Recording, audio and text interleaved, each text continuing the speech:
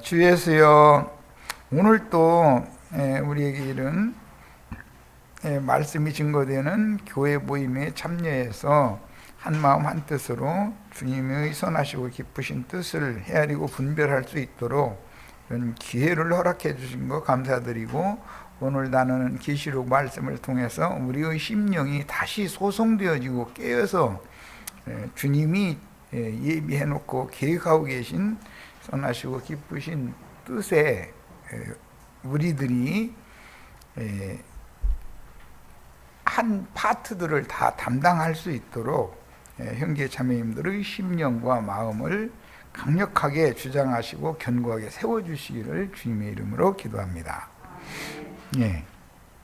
자, 오늘은 자료의 5페이지 중반부 참고 자료부터 이제 할 차례죠. 이 참고 자료는 내가 이제 주님은 이미 오셨고 오시는 중이며 앞으로 나타내실 것이다, 오실 것이다 라고 하는 그 의미를 이해시키기 위해서 참고 자료로 해드린 건데, 흔히 교계가 주님의 강림하신다, 강림이 가깝다 등 이렇게 강림이라는 말을 많이 쓰는데, 그것은 헬라어로는 파루시아라는 용어이고, 주님께서 내가 속히 오리라 하면 그 말씀을 들은 제자가 아멘 주 예수여 오시옵소서 이렇게 하는 것 보고는 마라나타라고 그래요. 그러니까 오늘은 이제 두 가지 용어에 대해서 기본적으로 말씀을 잘 이해를 하셔야 되는데, 파루시아와 마라나타라고 하는 헬라어 용어가 어떤 의미로 어떻게 인용이 되어지고 사용되는지 이런 것을 기본적으로 이해를 하셔야 됩니다. 기본적으로 이제 파루시아라는 것은 임하다, 강림이라고 번역을 많이 했는데, 그런 용어가 신약 성경에는 꽤 많이 나오죠. 그런데 이 파루시아라고 하는 용어는 두 단어의 합성어로 되어 있는 용어이기 때문에 내려온다라는 뜻과 함께 있다라는 뜻이 연합해서 된 용어예요. 그러니까 창세기 6장에서 육체가 된 사람들을 버리고 떠나신 하나님의 신이 하늘 높은 곳에서 사람을 찾아서 내려오셔가지고 그 영접한 사람들과 함께 임재해 계시는 상태, 이것을 임마누엘의 하나님이라 이렇게 말하죠. 그런 상태를 파루시아라고 그래요. 그러니까 파루시아라는 말은 단순히 높은 곳에서 낮은 곳으로 내려온다라는 뜻만 있는 것이 아니라 내려와서 함께 계신다라는 뜻이에요. 창세기 6장에 보면 내가 다시는 육체가 된 사람들과 함께 하지 않겠다 이렇게 가면서 떠났다는 거잖아요. 그러는데 아브라함의 전기를 보면은 아브라함과 대화를 나누신 후에 올리워 가셨다, 올라가셨다 이렇게 표현이 되었죠. 거기서 말하는 올라간다라는 말은 물질계의 공간 이동을 의미하는 것이 아니고 하나님의 임재처소, 하나님이 계시는 곳이 가장 높은 처소라고 셈족은 봤기 때문에, 그래서 가장 높은 처소는 뭐 물질 세계에서는 하늘과 맞닿은 산꼭대기죠. 이제 그래서 가장 높은 처소로 하나님의 보좌가 있는 곳으로 올라가시는 걸로 이렇게 표현을 했는데, 그것을 신약에서는 승천이라고 이제 사도행전 1장에서는 표현을 했고, 승천하신 주님이 지천사들과 함께 다시 땅에 있는 인간들에게 찾아오시는 것, 육체들에게 다시 찾아오시는 이유는 약혼을 하기 위한 단계가 있고, 그 다음에 아멘 주 예수여 오시옵소서라고 말할 때 그것은 장가들로 오시라는 것을 간청하는 내용이에요. 그러니까 약혼 단계가 당연히 있어야 되는 것이고, 이미 오셨고 오시는 중일 것이고, 그 다음에 앞으로 나타내실 주님이 있을 때 나타내실 주님은 장가들로 오시는 것을 말하는 것이기 때문에 개념을 잘 이해를 하셔야 돼요. 그래서 파루시아라는 용어와 마란아타라고 하는 이 마라나타라는 용어는 아람어인데 그 마라나타라는 그 개념은 약혼한 신랑이 장가들로 다시 오신다라는 개념에서 나온 문제이기 때문에 이런 그 성경의 언어법들을 그 셈족들이 사용하는 특히 히브리인들이나 바딴 아람 족속들이었던 셈족은 남자 계열은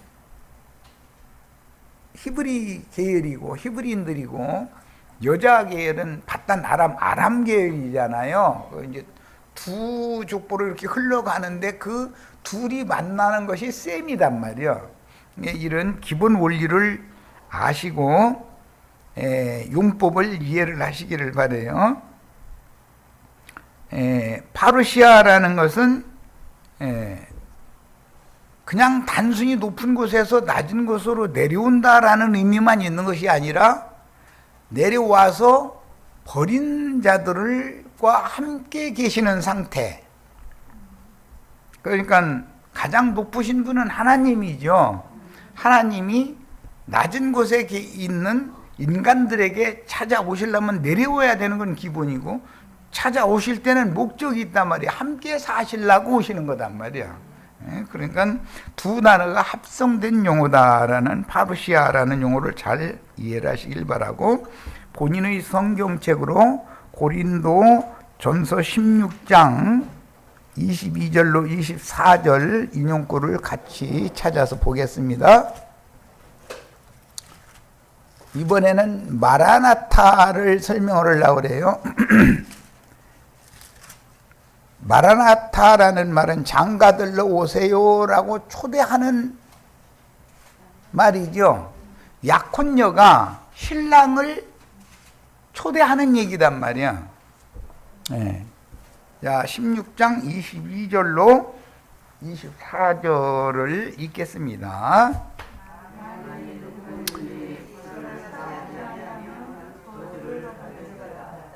네. 16장 22절 16 고린도 전서 16장 22절부터 더 읽습니다. 저주를 받을지어다. 일이 있고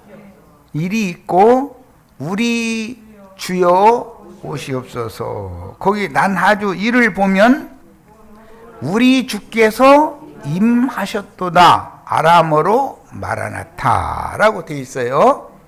자, 그러니까 오시옵소서. 신랑을 초대하기 위하여 신부인 약혼녀가 신랑 오시라고 빨리 와서 나를 데려가 달라고 이렇게 간청하는 말을 할 때는 아람 사람들이 약혼 기간이 7년 있고 신랑이 찾아와서 혼인하는 기간 7일이 있죠. 7일 처갓집에서 혼인을 한 다음에는 이제 시댁으로 아내를 데리고 가는 거예요. 이게 셈족의 혼례법이었기 때문에 약혼녀가 신랑을 어서 오시라고 간절한 마음으로 기다리고 고대하는 그런 언어법이 뭐냐면 마라나타라고 한다 이 말이야. 지금 하는 말 잘 알아들으셨죠? 그런데 우리 번역에는 우리 주여 오시옵소서라고 오시옵소서 주여 오시옵소서 이렇게 번역을 했어요. 이 말은 약혼한 처녀가 자기 남편을 속히 와서 나를 데려가 주세요 그 말이고, 기본 개념은 어디서 오느냐면 육의 몸이 죽고 영의 몸을 덧입혀서 취하여 가는 것을 의미하는 것이 이게 아람 사람들의 개념이에요. 남편이 약혼한 약혼녀에게 와서 시댁으로 데려간다라는 말은 혈과 육의 몸을 죽여버리고 그걸 혈육을 벗기는 거예요. 벗기고 영이신 하나님은 사람의 속에 있는 심령과 약혼을 했을 거니까 약혼녀를 데려가기 위해서는 껍질을 벗기고 속사람을 데리고 가야 된단 말이야. 이런 개념이니까 사람의 개념으로 보자면 아멘 주 예수여 오시옵소서, 즉 마라나타라는 말은 나 빨리 죽기를 바랍니다, 그 말인 거예요. 지금 하는 말을 잘 이해하고 들어야 돼요. 이런 기본적인 성경의 용법에 대해서 이해가 없으면 성경 해석 자체가 안 되는 거예요. 기본적으로는, 내적으로는 뭐라고요? 나를 약혼하신 주님이 나의 속사람을 취하여 가시기 위해서 이 겉사람 껍데기를 빨리 벗겨버려 주세요, 그 말이단 말이에요. 그런 게 나 빨리 죽여주세요, 그 말이에요. 다른 뜻이 아니라 마라나타나라는 말은 이런 것을 아셔야 돼. 그런데 기독교계는 창공 하늘에서 멀쩡하게 육신으로 살아있는 나를 창공 하늘에서 구름 타고 이렇게 내려와 가지고 오시는 그것을 개념을 갖고 있다 보니까 성경 해석이 안 되는 거예요. 자, 이제는 이 모든 말씀의 실현을 말하고 있는 계시록 22장 끝절을 보겠습니다. 20절로 21절.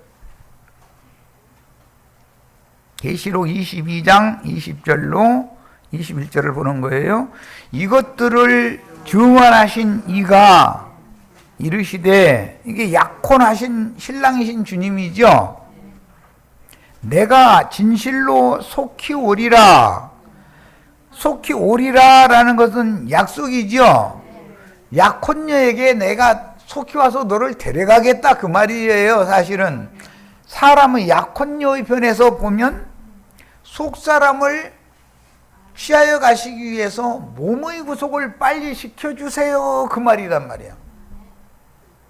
마라나타라는 말은 나는 몸의 구속을 빨리 받기를 바랍니다, 이 말이란 말이에요.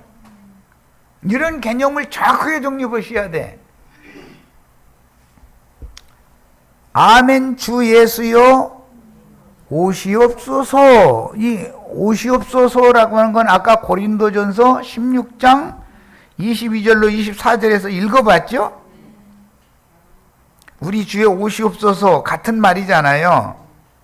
이 뜻은 약혼한 처녀가 신랑을 간절히 기다리던 그런 개념이기 때문에 신랑이 장가들기 위하여 온다는 뜻은 약혼한 교회가 몸의 구속을 받는 것을 기본적으로 의미하는 말이다 말이에요.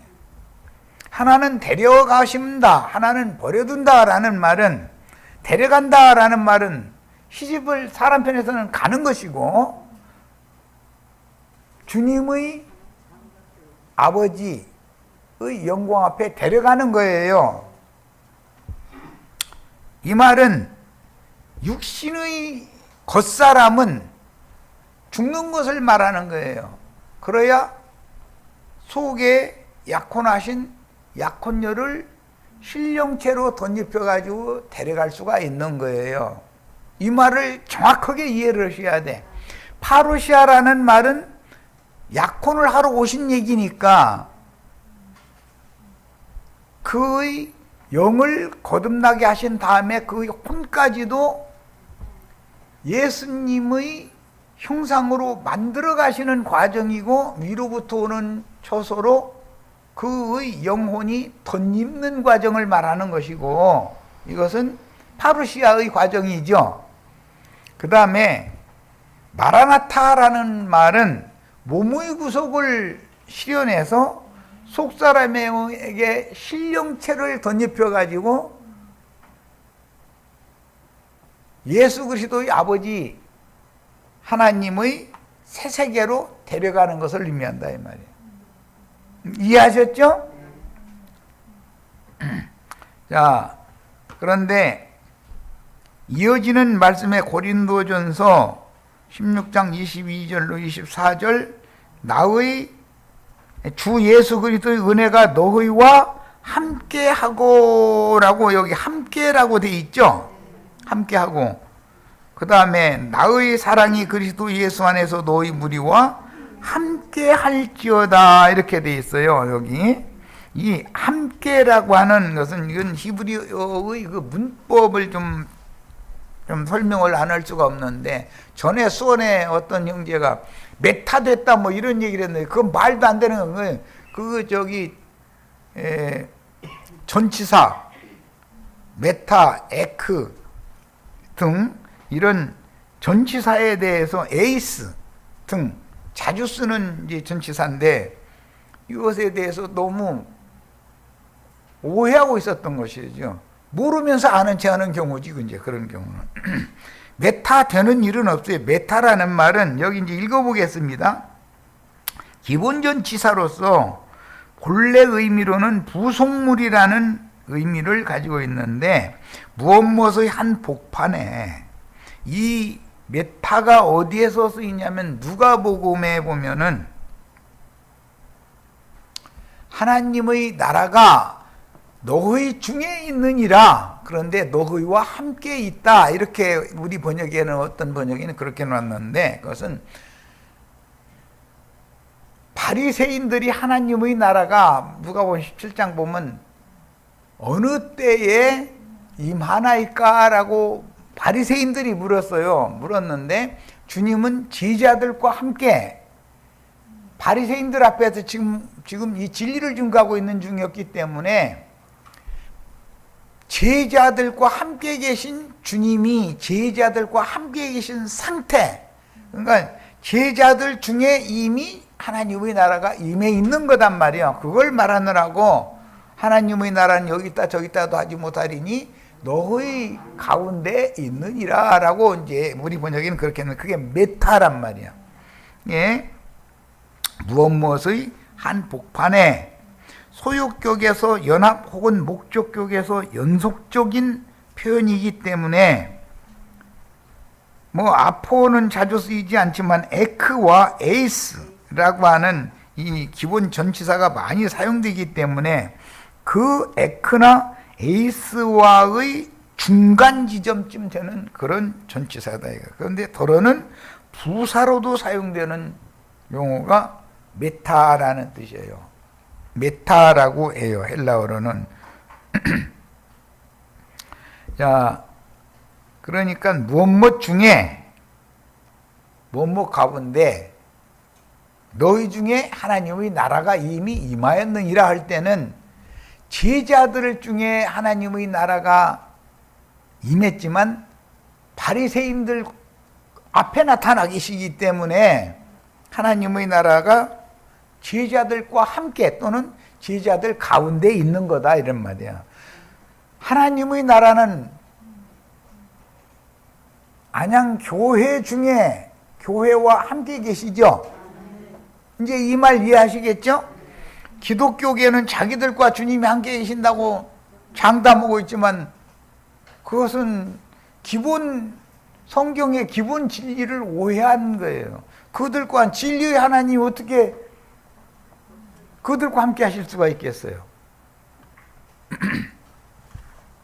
자, 기본 전치사이고 도로는 부사로도 사용되는 신약 성경에서 473회나 사용된 메타라고 하는 전치사는 이렇게 많이 사용됐다.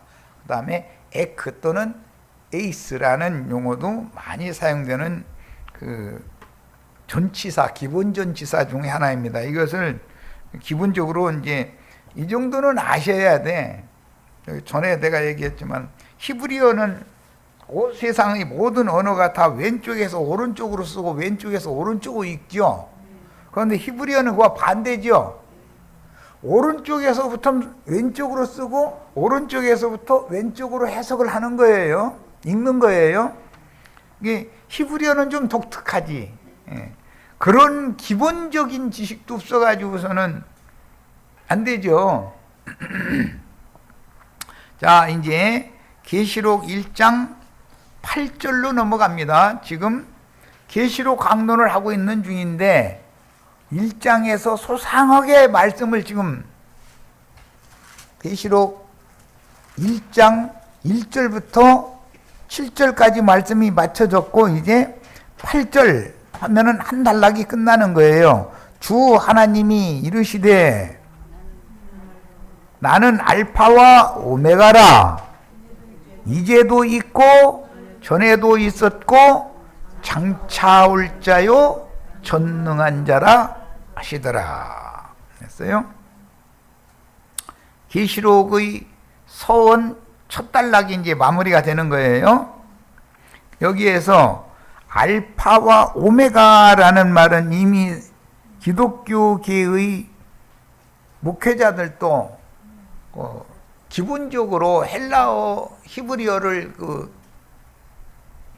기본을 배워가지고 나오니까 신학교에서 알파와 오메가라는 말은 헬라어의 첫 글자와 마지막 글자를 의미하는 거예요. 그런데 이 헬라어에서 영어가 나왔고 헬라어의 모어는 히브리어예요. 히브리어의 모어는 세머고 스메르어, 세머의 모어는 아카드어라고 그러는 이제 인류 최초의 그런 이제 문자라는 거죠. 쐐기 문자죠. 이런 그 언어의 발달사에 대해서도 좀 아셔야 돼. 어느 정도는. 이게 이제 기본 지식인 거죠. 그러니까 히브리어에서 뭐 세모부터 먼저 하면 세모에서 히브리어와 아람어가 나왔고 세모 계통인 이제 남편 계통인 히브리 아브라함의 계통이죠. 사라의 계통이 아니고 그 계통에서 히브리어가 나왔고 히브리라는 말은 큰 강을 걷는 자라는 의미에서 나오는 말인 거예요. 유브라데 강을 건너 나온 사람이 아브라함이잖아요. 그래서 히브리인이라고 부르기 시작했던 거예요. 우리 저기 신약 서신에 보면 히브리서라는 책이 나오죠. 그 말은 강을 건넌 자들에게 보내는 성령의 말씀이다 이런 뜻이란 말이야. 기본적으로. 그러니까 강을 건너는 것은 기본적으로는 두 번 건너니까 잘 아시죠. 한 번은 홍해바다를 건너고 한 번은 요단강을 건너고 이렇게 두 번 건너죠. 두 번째 것은 완전한 거예요. 첫 번째 건너는 것은 약혼을 하는 거예요. 두 번째 건너면 시집가는 거예요. 약속의 땅으로 들어가는 거니까 이제 이런 것이 다 비유인 것이죠. 앞으로 이제 욥기 9장에 어제 마쳤고 이제 10장에 가면은 사람의 잉태 과정과 출산 과정에 대해서 욥은 아주 해박한 지식을 갖고 있었던 사람이었기 때문에 거기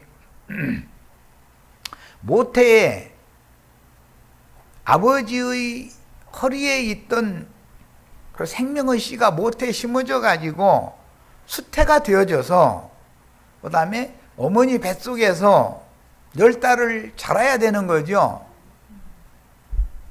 그런데 그 어머니 뱃속은 양수라고 뭐 잘 아시는 것처럼 양수라고 하는 물속에 어머니의 그 태 중에서도 저 안쪽에는 그 물주머니가 있단 말이야. 그 물주머니에다가 생명의 씨를 착상시키게 만드는 것이 하나님이 이제 하시는 생명의 신비죠.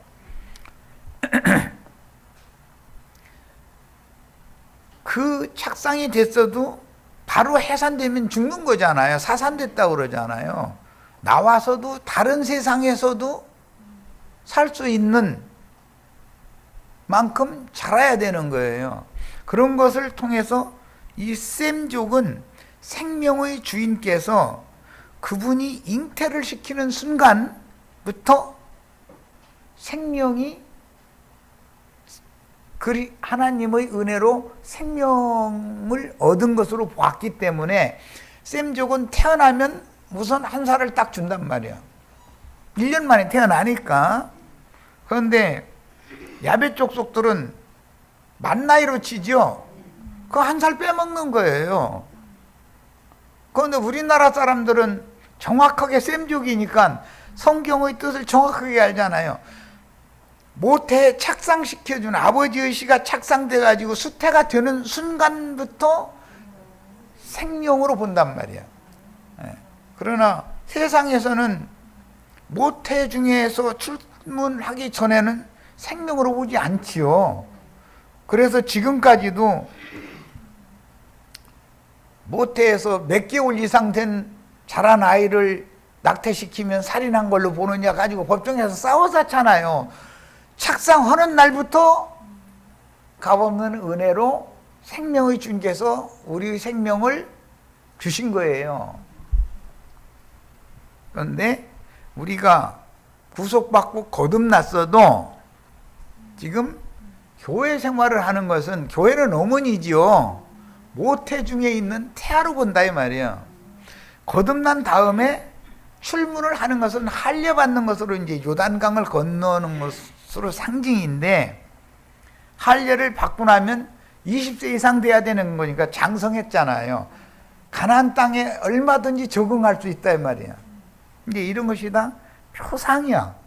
그래서 셈족의 생명의 비밀에 관한 그 개념과 이 생명의 주인이신 예수 그리스도, 그분이 값없는 은혜로 아버지의 허리에 있던 나를 어머니의 모태로 옮겨가지고 거기서 수태시키고 그 다음에 거기서 자라게 한 다음에 전혀 다른 환경에서도 적응해서 살 수 있도록 기른 다음에 출문을 시키잖아요. 이런 것은 비유다 이런 말이에요. 우리 영혼이 거듭나는 것과 자라서 약속의 땅에, 새하늘과 새 땅에 들어가는 것을 보여주는 그림이 되는 거예요. 예, 이런 기본 원리를 좀 셈족의 생명에 관한 인식, 세상 사람들이 생명에 관한 인식을 하는 거, 생물학과 뭐 대학교에 가면 뭐 공부도 하고 그러지만 그들은 생명의 원리를 몰라. 생명의 씨앗을 미끄럼틀과 같은 그런 미끄러운 액에 생명의 씨앗을 만들어 놓는 것은 사람의 남자의 골수, 남자와 여자는 뼈가 다르죠. 남자는 통뼈라고 그러잖아요. 뼈가 크지요. 그러니까 호리호리한 남편이고 뚱뚱한 아내지만 남편이 힘으로 하면 아무리 뚱뚱하고 크다해가지고 남편을 이기느냐, 못 이겨. 뼈가 안 맞기 때문에 남편이 총 밀면 밀리는 거지 뭐. 그런데 이제 남편은 함부로를 않지. 그렇게 이제 자기 부인이니까. 그래서 그런 거지. 그런데 그 뼈 속에는 골수가 흐르고 있어요. 뼈의 진액이란 말이야. 골수 중에서 정제해서 가장 완전한 생명의 그 근원, 그것을 추출을 해가지고 보관을 시킨단 말이야. 남자는 보관을 시켰다가 아내를 취해가지고 아내의 태에다가 쏟아 붓게 만든단 말이야. 그럼 미끄럼틀처럼 이제 그 난소 쪽으로 흘러 들어가는 거예요. 거기에 씨가 있는 거예요. 그 씨가 난소 쪽에 하나만 맨 먼저 달려간 가장 힘이 있고 능력이 있는 객 하나만 들어가 가지고서 엄마의 아래 착상을 딱 한 거예요. 그 상태가 이미 수태가 된 상태고 생명을 주신 상태다 이거예요. 이렇게 보는 거예요. 이 생명에 관한 이야기를 다 하자면 한두 것도 없지만은 기본 원리를 아셔야 돼. 이런 것을 예배당 목사님들은 에이 창피하고 그런데 그런 얘기 뭐 가르치느냐고 다 하는데 사실은 몰라. 가르쳐야 돼. 성경은 생명의 책이잖아요. 생명의 말씀이고 인간적인 어떤 교리 지식의 책이 아니에요. 생명을 주인이신 그분이 우리에게 어떻게 생명을 부여해서 생명을 얻게 만들어서 생명을 얻되 풍성히 얻어서 온전한 생명으로 영원한 새 세계를 제어하고 지배하고 다스릴 수 있게 될 것인가. 생명의 책이란 말이요. 그런데 이런 것을 가르쳐 주지 않으면 세상 사람들은 세상 지식으로는 이 생명 원리를 알 수가 없어. 예배당 오래 다닌 장로님 권사님들한테 욥기 10장 성경이 말하는 주님이 내가 인자가 온 것은 양으로 생명을 얻되 풍성히 얻게 어려고 왔다. 성경은 모두 생명의 말씀이다. 이런 것에 대해서 무슨 뜻인지 아느냐고 한번 질문해 보세요. 목사님한테 질문해 보세요. 뭐라고 답변하는지. 아니 그냥 생명이 믿기만 하면 생명 얻는 거지 뭐 영생하는 생명이지 뭐 이래버려. 그건 글자적으로 그런 뜻이고 예수 그리스도의 성령을 통해서 영이 거듭나면 다시는 죽지 않는 생명을 얻는 것이죠. 그 영생을 얻었다 그러는 거예요. 영생을 일단 얻은 사람 보고 영생을 취하라 그러는 거예요. 그것은 영이 거듭났어도 혼이 구원을 이루어야 된다 이런 말이란 말이야. 그 다음에 영원한 생명이 교회를 통해서 자라서 온전케 되어지면 교회는 못한 거예요. 그러면 반드시 출문을 하는 날이 와요. 새하늘과 새 땅, 새 세계로. 그것은 신령한 몸으로 덧입혀지는 것이 교회 생활을 통해서나 가능한 것이다 이거예요. 세상 생활을 해가지고는 영생을 얻을 수도 없고 취할 수도 없고 사람이 온전케 될 수가 없는 거죠. 교회에 와야 영생의 말씀을 자꾸 가르쳐야 되는 거예요. 베드로가 예수님 보고 영생의 말씀이 계시오니 우리가 누게로 가오리까. 그 영생의 말씀이 영생하게 하는 생명의 씨다 이거예요. 이것을 구속을 이루신 예수 그리스도의 성령이라고 하는 기름 속에 진리의 말씀 씨, 생명의 씨를 섞어가지고 흘러들어가도록 쏟아 붓는단 말이에요. 성령을 부음받아야 된다 이거야.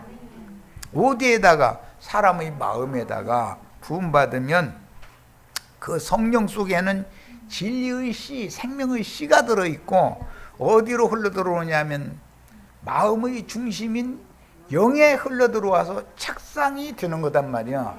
이런 원리를 아셔야 돼. 자, 이제 그 계시록 1장 8절 여기에 보면 알파와 오메가다. 이제도 있고 전에도 있었고 라는 말은 알파 다음에 중간의 단어가 있었다는 뜻이겠죠. 이제도 있는 것은 중간 단어겠죠.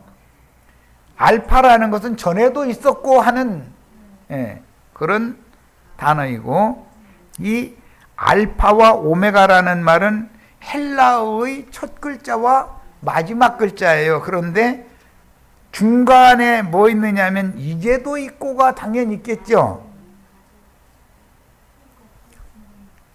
뭐 베타, 세타, 뭐 이오타 등등 이렇게 쭉 알파베트가 나간단 말이야. 그러면 알파와 오메가는 처음 글자와 끝 글자지만 중간 글자들이 있을 거 아니야. 그것은 이제도 있고라 이런 말이야. 그 다음에 장차 올 자다라는 것은 오메가겠죠. 자, 읽어보겠습니다. 그리고 전능한 자라 그랬어요. 우리가 예수 그리스도로 말미암아 그분이 성령을 부음받아 가지고 진리의 말씀 씨가 나의 영에 심어지고 거듭나게 하시는 이치 조금 전에 설명을 했으니까, 자, 이것은 우리가 육신적으로 늘상 남자가 청년이 되고 여자가 처녀가 되면 혼기가 되면은 서로를 그리워하죠. 하나님이 생명을 잉태시키려고 그런 거잖아요. 내가 그런 남편과 그런 아내와 결혼을 할 수밖에 없도록 안배를 하신 것은 나의 자녀를, 내 남편의 그런 자식을 후대에 태어나게 하려고 그런 거예요. 그 자식으로 끝나는 게 아니에요. 셈족은 아브라는 이 셈족의 히브리어라는 것은 조상이라는 뜻이고 후대들이라는 뜻이기 때문에 그들은 대가 끊어지지 않는 걸로 보는 거예요. 셈족은. 그러니까 손자도 증손자도 고손자도 그냥 아버지요. 그래서 누가 누구를 낳고 대수를 따져서 이건 손자다, 이건 증손자다, 이건 고손자다, 이건 현손자다 이렇게 계산을 해나가서 의역 번역을 하는 것이지, 그냥 히브리어는 그냥 아부야. 그냥 5대손도 아부, 10대손도 아부. 그러다 보면 우리 형제 자매님들도 하나님의 아들이죠. 몇 천대가 지나도 하나님의 아들이요. 그냥 이제 이해하시겠죠? 이 셈족의 어느 개념을 이해를 하셔야 돼. 그래서 셈족은 대가 끊어지면 안 된단 말이야. 여자가 어떤 남자에게 결혼을 해가지고서 애를 못 낳아, 그런 것이 하나님의 저주 중에 가장 큰 저주였었어. 여자는 그렇게 되면 시아버지가 한 3년 기다리다가 4년째부터는 막 이제 시어머니가 막 한약국에 막 이제 그러고 날마다 잉어 막 사다가 끓여 먹여 쌌고 뭐 이거 먹으라 해쌌고, 그렇게 하다가 5년이 지나도 소식이 없으면 시아버지가 이렇게 저 며느리 나타나 하고 고개 돌려 이제 그러기 시작하면 며느리는 가시방석이 되는 거지 뭐. 그게 셈족의 특징이에요. 야베 쪽 속은 시아버지가 하고 가는 일이 없어. 요즘은 서양 문명이 들어오다 보니까 요즘 여자아이들이 결혼은 물으려고 하느냐고 귀찮게 이래버린다는 거야. 애 낳으면 뭐 그냥 일만 많아지고 그냥, 그러니까 결혼 안 는다 이 식이라는 거예요. 이게 왜 그러느냐, 야백 쪽 속의 문물이 흘러 들어와서 지금 토착화되고 있다라는 걸 보여요. 나라 망하는 징조지 그게. 애 안 생기면 나라 망할 거 아니요. 자, 설명은 이 정도 하고 본문에서 주 하나님 자신을 소개하실 때 알파와 오메가라고 하신 말씀은 그 당시에 보편적으로 사용하던 말이 헬라어였어요. 헬라어를 사용하다가 라틴, 로마가 헬라를 무너뜨렸잖아요. 그런데 로마는 글자나 문화가 없었어. 그냥 헬라 것을 그냥 수용해서 그냥 받아들여요. 라틴이라는 것은 라틴 글자, 라틴어나 그 다음에 라틴 사람들의 문화라는 것은 다 헬라에서 유입된 거예요. 그게. 그런데 헬라는 히브리인들에게서 유입받은 거단 말이야. 히브리인들과 아람 사람들 에게서 유입을 받은 것이 헬라어가 되고 헬라의 문명이 된 거예요. 이런 그 인류사, 이 문화사 이런 것도 어느 정도는 아셔야 돼. 보편적으로 사용하던 그리스어 헬라어란 말이에요. 알파벳의 첫 글자와 마지막 글자를 들어서 처음이요 마지막이라는 뜻을 전달하기 위한 표현인데, 알파와 오메가만 있는 게 아니라 중간 글자가 있겠죠. 알파 다음에는 베타가 있고 그 다음에는 세타가 있고 이게 뭐 이오타 이렇게 나가는 중간 글자가 있잖아요. 그러니까 이제도 있고에는 항상 중간 글자가 되겠지. 무슨 말인지 아시겠어요? 예. 자, 히브리어는 헬라어의 모어는 히브리어이기 때문에 자음이 22자가 있었고 처음 두 글자는 알레프와 베트라고 있죠.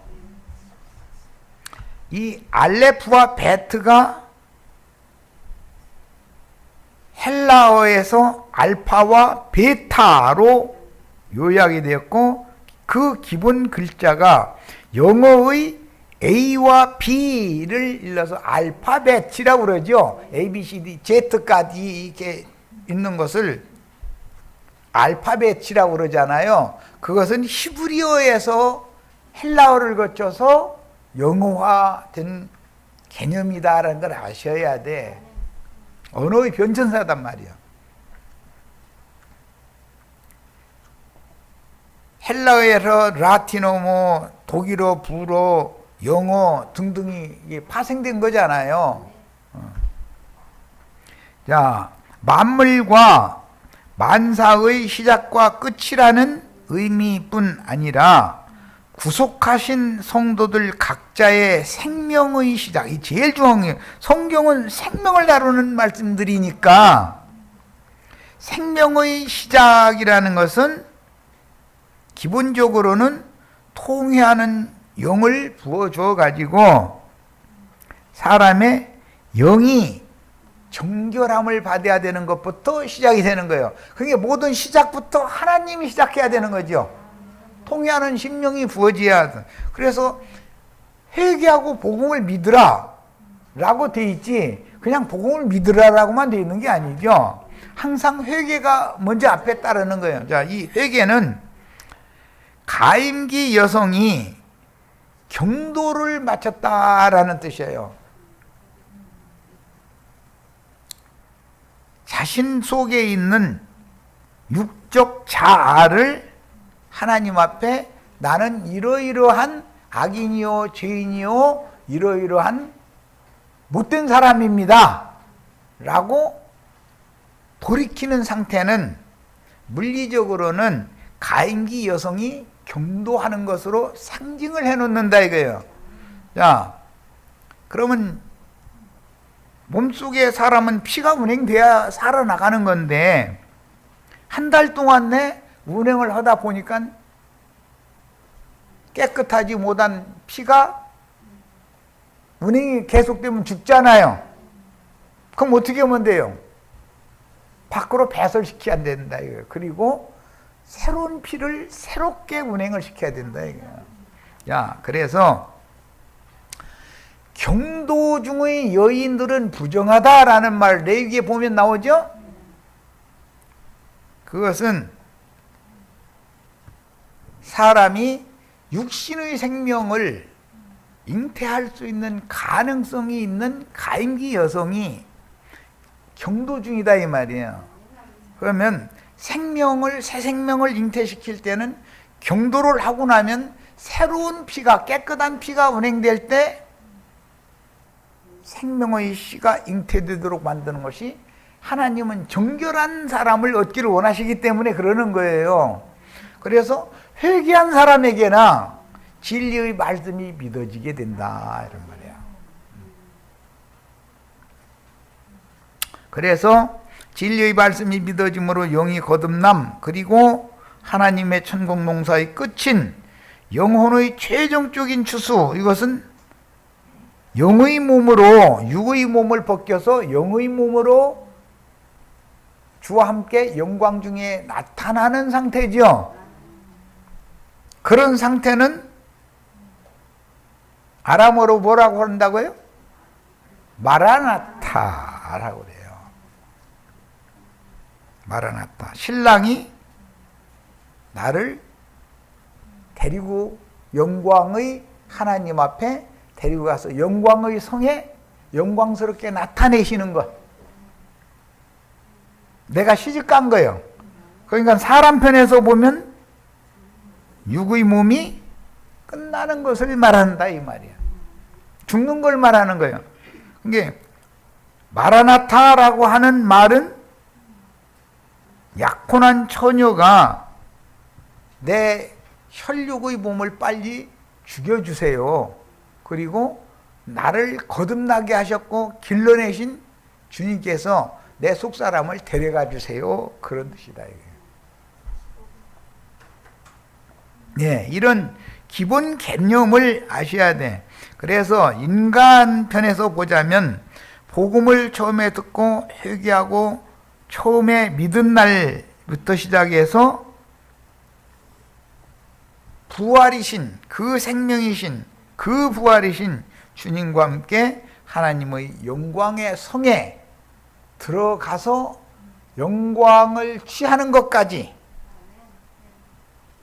통회하는 영을 부어서 천국의 영광에 참여하는 것까지를 일러서 알파와 오메가라고 말을 했고, 그 중간에 있는 알파벳은 A와 B만 있는 건 아니니까 뭐 C, D, E 이렇게 해서 이제 Z까지 나가니까 그 모든 중간 단어들의 실현을 위해서는 교회 생활을 해야 된다. 교회 생활을. 어떤 사람은 C까지 온 사람도 있을 것이고, 어떤 사람은 Y까지 온 사람도 있을 것이고, 어떤 사람은 Z까지 이런 사람도 있겠죠. 이제 구원을 이룬다는 게 무슨 뜻인지 아시겠죠? 그래서 이제도 있고라는 말씀은 그 부활이요 그 생명이신 그 그리스도께서 현재 핍박받고 있는 진실한 성도들을 통해서 살아 역사하고 계신다. 현재적으로 살아 역사한다라는 말이에요. 이제도 있다니까. 알파벳의 중간 단어들로 상징한다 이게. 그 다음에 전에도 있었고라는 말씀은 앞선 모든 증인들과 함께 일생을 같이 하신 하나님이다. 앞선 세대를 일생 동안 같이 하시다가 데려가셨죠. 전 세대도 전에도 계셨었죠.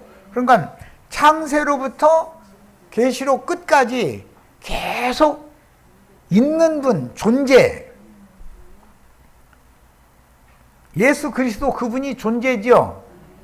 만유는 그리스도를 말한단 말이야. 빛이 있으라 할 때 있으라라고 하는 이유, 만유 할 때 이유, 모든 만물이 있는 원인, 그 중에 나라고 하는 존재가 있다라는 것은 있으라 하시는 만물의 시원자이며 종결자인 그분의 말씀 때문에 내가 지금 현재 있는 거예요. 이게 깨달아지셔야 돼. 너는 그만 나에게로 와라 그러면 이 생에 있을 수 없죠. 주님의 말씀대로 되는 것이죠. 자, 이것이 꼭 믿어지셔야 돼. 그 다음에 장차 올 자라는 뜻은 장차 순교자가 될 진실한 신앙인들을 통해서 죄와 상관없이 두 번째 세상에 자신을 역사의 주인으로 나타내실 것이다 라는 뜻이에요. 그러니까 우리 형제 자매님들로 말하자면 말씀을 인하여 박해를 받고 결국 육의 몸을 벗김을 받는 것, 그것이 장차 오시는 주님이에요. 기독교인들이 생각하는 것처럼 멀쩡하게 살아서 사과나무 밑에 가서 입 벌리고 앉았으면 사과가 배고플 때마다 똑똑 떨어지고 뭐 죽지도 않고 구름 속으로 뿅 하고 휴거돼서 뭐 어디 올라가고 이런 것은, 이거는 진리와는 너무 상관없는 다른 복음이요. 자, 첫 시간 여기까지 해서 마치겠습니다.